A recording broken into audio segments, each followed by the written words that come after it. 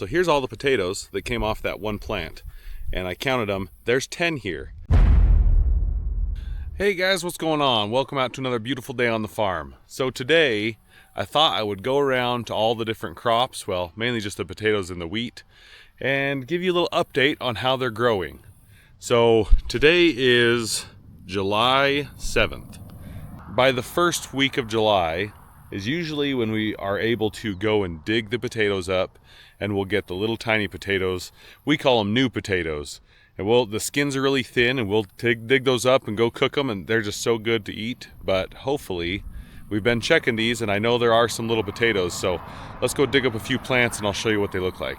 Now these potatoes have already been treated for a couple things. So we've already sprayed them with blight spray, and also we've treated them with something that treats, it's called pink rot, because these are Norkotas, and Norkotas are susceptible to get pink rot. So the helicopter has come and sprayed these, I think last week, and then here in a couple weeks we'll have to do it again, because it takes 2 rounds of spray for it to get good coverage and make sure that you don't get blight and don't get pink rot. So those are 2 things that can happen. Blight can happen to all potatoes. Pink rot is really susceptible in Norkotas, so we don't want to get either of those. So yeah, let's dig some of these up. I'm just going to bend this back and make sure I get just one plant. All right, here looks like a good spot.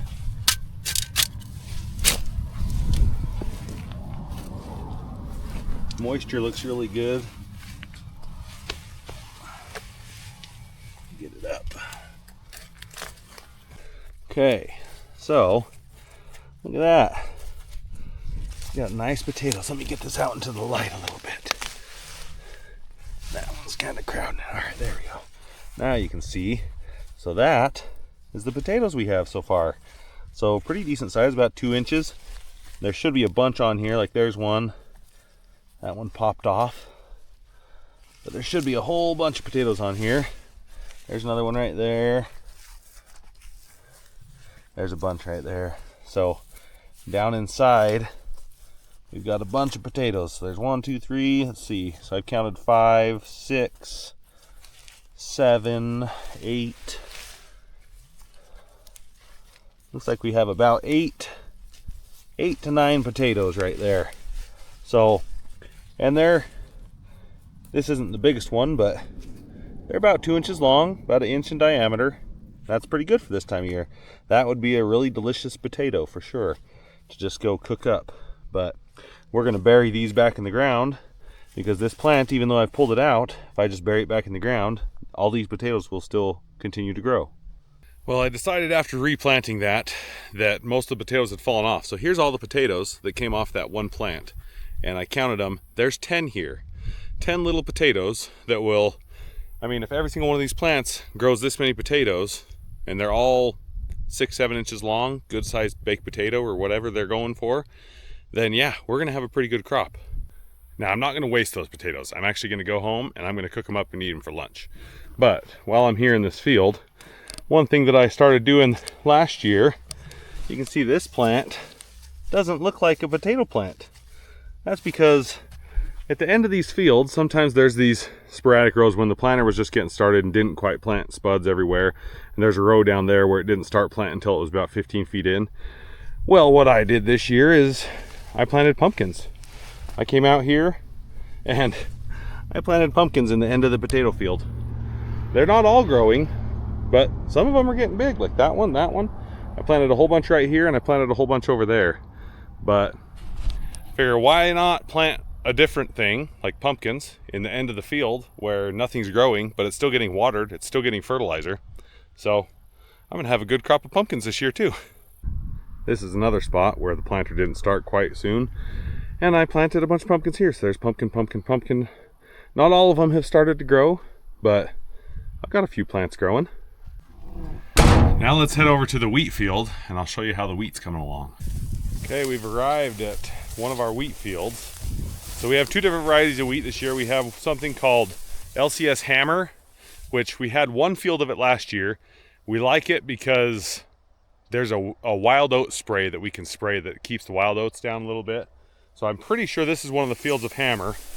And I'm 6'6", okay? This wheat is up to my waist. So this is super tall. The hammer gets really tall, and you would think that it would end up getting laid down, but we didn't have any laid down this year, and we don't have any laid down this year except for one little spot where the wind was blowing really hard on a field way over there. But it's really tall and it yielded really well last year, so we thought we'd try more of it. So about half of our acres, this is about 900 of this, and then we have about 800 or 900 of another variety called Bullseye, 9668. If you're curious, it's all spring wheat. We don't plant any fall wheat, but let's pop one of these heads off here. Let's see if we've got some kernels. Let's just take one of these little guys and open it up. So that right there is a wheat kernel. Oh, I dropped that one. Let's get another one. These things are slippery. So inside here is a kernel of wheat. We can open this up. That is one kernel of wheat. If we can get the whole casing off. So our wheat is fully headed out. I would say that most of it is full. It might have a little bit more to fill up, and so this kernel grows a little bit at a time and slowly fills up the heads. These are pretty well almost ready. So one wheat kernel like this will produce multiple heads like this. So each one of these heads isn't one wheat kernel. There might be 10 heads that pop out of one kernel. So that is how you get a good yield. So this actually looks like it's going to be a really good yield this year. And when this dries out, so it's kind of hard to get the kernels out right now. And if we squeeze them, they're soft and they're juicy. It's kind of hard to get them out. But when these heads dry up, you can just rub this between your hand and they will all just fall out on your hand. And that's how the combine works. It just does that, high speed with a bunch of metal threshers, and it gets all the kernels out. Now this year we have 1,700 acres of wheat. It's more than we've ever grown before. But because we got that new Fendt Ideal 9 combine last year, and we were able to rip through the ground at, I think there was a few days we were doing 230 acres a day with one combine, we decided to plant more because we were able to harvest. Last year we did not 130. Last year we did 1,300 acres, and it only took us 11 days. So we are fully capable to cut 1,700 acres of wheat this year. So it should be a great harvest. And also, a lot of guys, they'll just cut the heads off and mulch the straw. We actually bale our straw and sell it to dairies. So that's why we like this LCS Hammer out here that's really tall, because it's going to give us a lot of straw. And the straw has value. So we like that we're going to get a lot of straw this year. Last year we had, I don't think we quite had 4,000 bales. This year we're probably going to be way more than that because we have a lot more acres of this really tall variety. Now, actually on this field, I have to start the pivot up because this wheat, you can see that pivot right there is watering right now. But this wheat, we are only putting 1.25 inches of water on this week. And then after this week, we will be shutting it off because it needs to dry out so we can harvest it. Now, on the wheat, we don't spray anything on it to kill it. I hear the water. There's the water. Now it'll start to fill up. But we don't spray anything on the wheat to kill it. We literally just turn the water off and it dies and dries out, and then we cut it. Usually takes about 6 weeks for that process to happen, for it to be completely dry enough for us to go in and harvest it. The kernels have to be a certain moisture. We want it less than 14% moisture on the kernels, and then we can harvest it. Got to walk out here because I have a nozzle that isn't spinning. And now the pivot is on. You guys have a little bit of water on you. This wheat is just so tall. It is crazy to walk through it and have it be higher than my belt. It is so tall. This one's like 4 feet tall. That's crazy. Now I'll go show you what we have left of second crop hay. and what it looks like. So we're out here in one of our hay fields.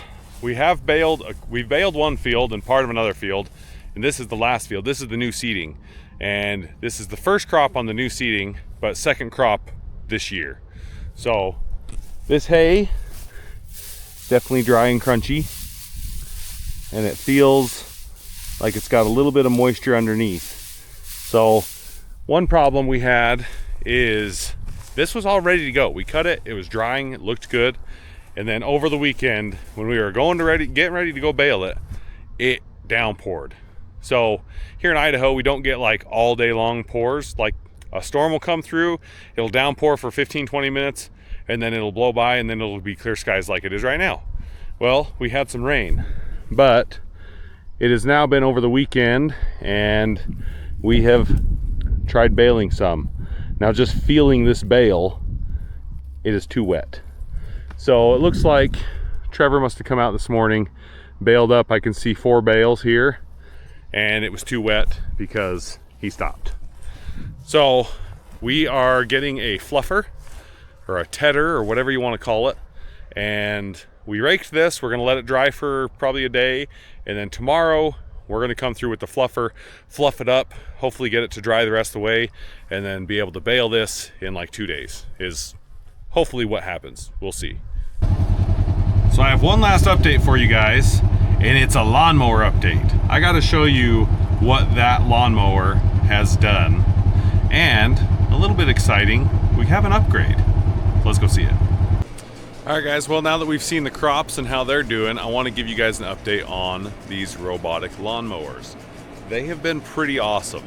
Granted, these two are the smaller ones and they haven't been able to do my whole lawn, but you can see my lawn, all the little lines, the perfectly straight lines as it goes across. It's been doing such a good job, and it's been nice not having to do anything with it. Like they just mow it and I just have to water. I have chopped up a few hoses. They're sharp. Their blades are sharp and they will slice up some hoses, but I made an area over here where I coil the hoses, and then I just made that a no-go zone. So I just coil the hoses up there and then they don't get chopped up. So it's been pretty nice. Just got sprayed with a sprinkler. Have one sprinkler going over there. But because these haven't been able to do my whole yard, I was talking to mammotion, and they said they had a bigger one. So I told them to send me the biggest one they got, because I have 1.5 acres of grass that I have to mow, and it'd be nice if I just had one mower that could do the whole piece. Well, they had a big one, and it can do up to 2.5 acres.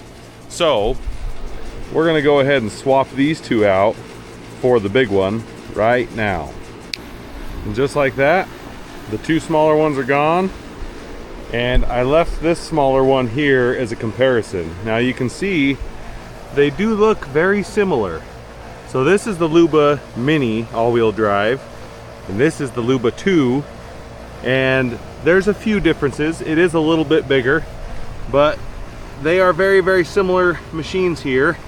The main difference being, well, this one has one single cutting disc, and it's dripping because I just washed it, cleaned it up a little bit.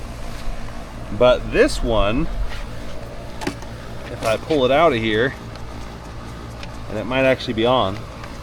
The robot tilted. Yeah, it's on. This one has 2 cutting discs, making it cut way more in one pass. It's also a little bit longer, a little bit wider, and it has a different receiver ball that I put on. The nice thing about it is it was super easy to set up. So they send it with this start guide, quick start guide, that tells you how to set everything up, how to link it to your phone, and basically how to set it all up and create a map and start mowing. So they made it really easy to get this all set up and working for you. Now, just like the other mower, it has rain sensors right here, so if it starts to rain, it will come back and it'll dock. It has ultrasonic sensors all the way around, and this bumper is a sensor, so it won't hit things. It has 3D vision up here, and it uses RTK. That's what this receiver's for. It uses RTK to triangulate its position in your yard, so you don't have to put any boundary wires down. You can set no-go zones where you don't want it to mow. If you don't want it to mow around your swing set, or you don't want it to mow right next to your trees or something. Like I have my hoses over here, I don't want it to mow right there. So I could set a no-go zone there and it won't mow that and it won't chop up my hoses. But you can set up to 15 zones with this in your yard and schedule it to mow different zones on different days or whatever you want. So this thing is very customizable. It's got these wheels that have these little rollers on them because this is all-wheel drive.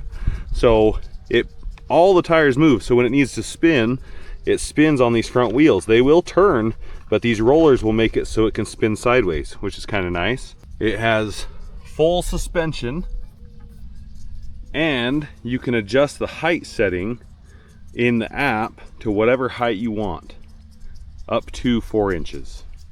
Now, if you're really busy like me and you never have time to mow your yard, or it takes time away from your family to mow your yard, this might be an option for you. I know there's a lot of people who don't want to do that and they want to just go mow their yard. Well, this has actually freed up a lot of time for me this year, having the 2 smaller ones, and I'm really excited to try out this big one because it'll actually be able to do my whole yard, so I won't have to mow part of my yard. Now, I do have part of my yard that I have had to mow with the mower, and just to show how busy I am, I've only been able to mow it twice this year, so it would get really long and look like crap, and then I'd mow it. Well, with this, it'll keep my lawn all looking nice, mowed, fresh, and it'll all look good. It'll have those perfect straight lines like everybody wants. I'm excited to try this thing out. They make it really easy to go in here, and you can come in, and this is where you can come in and you can create maps on how to set up your zones in different places and channels and all the different things you would like to do. And you can come up here into your settings and you can change no mow on rainy days. You can change a whole bunch of different things in here. And then also, once you set up a zone and you actually have it set to where it can mow, that's where you can change your cutting height and your speed and your path you want it to take, whether you want it to do zigzag or checkerboard or whatever pattern you want. And it can do the outlines first or the inside first. These are pretty customizable little mowers. So now it's locating where the charging station is, so it can come back and mow. Once the battery gets down to 15%, it comes back and it just goes and recharges. It will back itself up to the charging station and start recharging.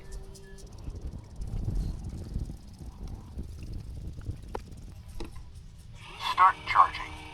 And one cool feature is that you can actually manually mow with this. So if there's a strip or something that didn't get mowed, like I have these no-go zones that are a little bit taller, I can move all my hoses out of the way, I can put it into manual mode, and I can drive it over and manually mow that spot. So if you want to check these out, there'll be a link in the description below where you can go and you can check these out if you want to get one. Now, it's been a few days. I've had it mow my lawn once and it's actually gone over it a second time. But it is cutting it really nice, short, even. You got the nice lines going on here too. It does a good job. And it cuts way faster than the old ones because this one is a lot bigger. Now this thing's just cruising right along, mowing it for the second time. It's doing a great job.